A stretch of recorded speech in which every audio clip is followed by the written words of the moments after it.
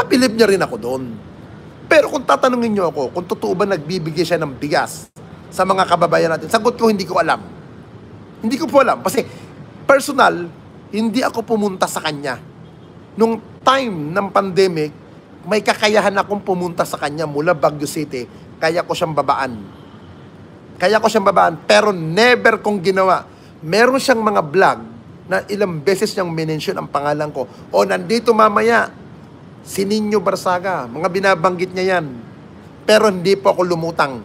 Diyan po sa Quezon City, yung sinasabi niyang building niya, yung sinasabi niyang bahay niya, sa Green Meadow, never kong nilutangan niya. Kahit itanong niyo na kay Yama. Alam po nila Yama yan, never akong lumutang. Ito na. Pumasok na naman ako sa eksena sa kanya. Kasi nga, nagkaroon siya ng problem ng pandemic. Gusto niya, ilapit ko doon siya kay Bongo, dahil napag-iinit-initan na daw siya. Sabi ko, kuya, ganito. Tinuturuan ko pa siya. Sabi ko, kuya, tigilan mo yung ganyong pananalita mo, yung kayabangan mo. Tigilan mo.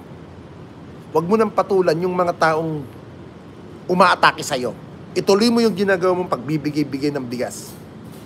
One time, may kausap akong taga-NBI.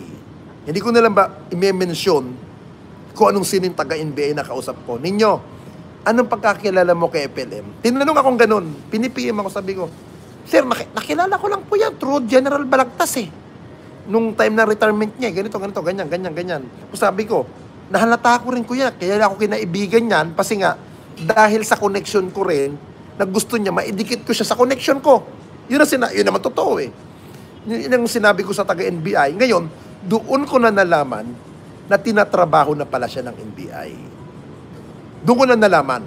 Ngayon, kaya nga nung nagkaroon ako ng ideya, putang inan to, hindi ako lulutang sa bahay nito at hindi ako lulutang doon sa building. Pero hindi ko sinasabi sa kanya yan. Never ko sinabi. Para hindi mawala yung pakinabang ko kay FLM, ang ginagawa ko, nilalaro-laro ko din yung tarantado. Nilalaro-laro ko din. Ngayon, ito na po. Merong pagkakataon, kung natatandaan ninyo, si Rumi Diaz, alias Rumi Diaz, na si Erwin, na taga Quezon, yung dating mayor nila doon, nakilala sa tawag na Don Ramon, nagkaroon ata sila ng hindi magandang understanding. Ngayon, hindi ata nagustuhan ni FLM yun. How many times niya akong tinatawagan na, ninyo, bakbakin mo nga itong politiko na to. Yariin mo nga ito. I-vlog mo ito.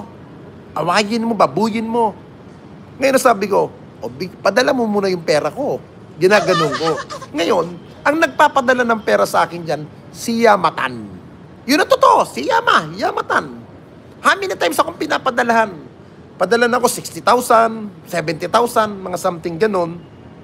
Kada vlog ko, hindi ko lang po alam kung nagbabayad si Francis Leo Marcos sa ibang mga vlogger. Kagaya nila Mac Pablo, kagaya nila Jake Magnos, Jilan TV, sila Erwin or Rumi Diaz. I don't know kung binabayaran din ba sila ni FLM para iangat. Wala akong ideya sa ganun. Kasi ako, bayad ako ni FLM noong mga panahon na yun. Talagang nakakatanggap ako ng pera sa kanya kahit nakakulong yung tao. True, Yamatan. Ngayon, ito na. Tinawagan ko si Don Ramon, si ex-mayor. Sabi ko, boss, aatake ako sa'yo ng ganito-ganito content sa vlog. Kasi binigyan ako ng pera ni FLM. Sakyan mo na lang sasabihin ko. Ginanon ko. Ngayon, sige ninyo, bahala ka na, diskartehan mo na yan. May basbas na rin kay Mayor yon, kay ex-Mayor Don Ramon. Ito na. Nung binakbakan ko, may natanggap pa akong bonus kay FLM. Kung daw nagakamali, 50 milyon. Dahil tontuwa siya. Pinagpipesta ng mga FLM, yung mga video ko, kung sino-sinong inaaway ko ng mga kalaban ni FLM, kung sino-sinong personalidad. Ang hindi ko lang nangyayari doon NBI sa vlog. Never ako nakisawsaw. Sabi ko kay FLM, kuya, kahit na sinong awayin natin, huwag NBI. Ginanon ko siya. Kahit na sino. Ito na po dumating na ang pagkakataon na ini-invite niya ako, pumunta doon mismo sa bahay niya. Dahil alam ko na may warrant siya, hindi ako lumulutang. pinipilit ko. Kasi kumuha na ng pagkakataon na siya ay madakma ng NBI, ng Intel. Hindi ako talaga lumutang nila Atty. Vic. Kaya nga noong panahon na yon, halos lahat ng mga FLM defender binabakbak si dating cybercrime head ng NBI na si Vic Lorenzo. Binabakbak nila yan.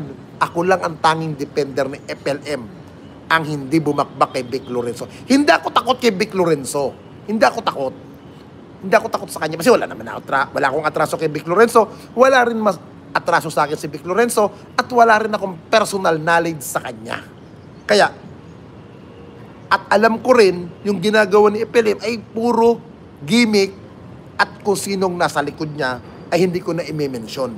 Kung sino man ang taong nasa likod niya para sila ay lumutang sa social media. Dahil doon, sa personalidad na isang tao ay wala naman akong ebidensya, hindi ko na ikikwento. Ito na.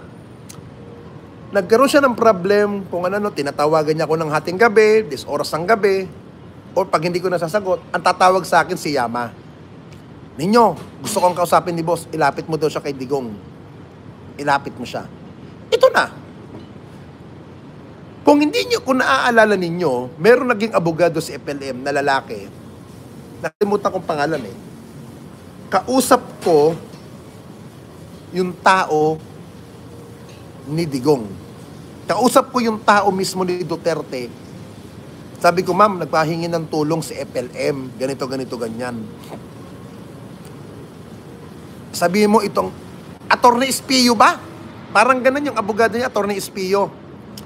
Sabi ko, ang kunin nyo raw abogado, si Atty. Espillo. Yun ang sinabi ko kay FLM at kay Yamatan. At hindi ako nagkamali, yun din ang kinuha nila. Yun ang kinuha nila.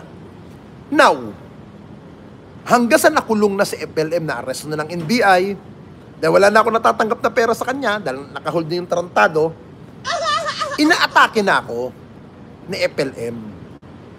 Inaatake na ako. Ngayon, kung matagal na kayong nanonood sa mga aktibidades ni FLM, sinabi ko nga doon sa one time sa vlog ko, mga Francis Leo Marcos panati kayo, yayariin ko yan kay